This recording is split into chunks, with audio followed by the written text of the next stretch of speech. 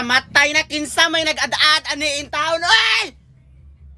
Patay na ani, oy, sa grade 13 in 14.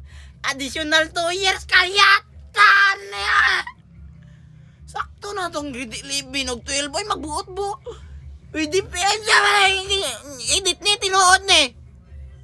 Maluoy, patay starting June 2020. Nya, diri ra ba sa Pinas ra ba? Di ka, og makagraduate ka, di ka pon ka pa trabahoon og kay experience.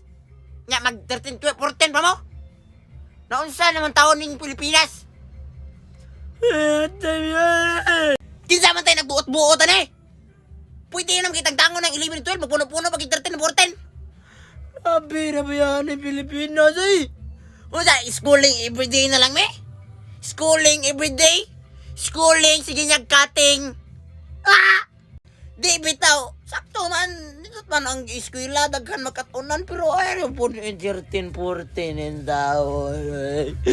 Ika po yun, puno-puno, 13, 14, kinsa ba nag-edit yung taon na ni makitaan, is deep in, mga buang nga mo, giatay nagin mo.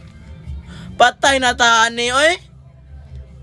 Mahumanta ni, 32 years old. Nya atong college pag ni nasa 4 to 3 years. Taon na lang ni. Kapuyan. Nindot malagi pag eskwela daghan may pangandoy, matupad daw pangandoy, pero grabe na ning mga ngani oy.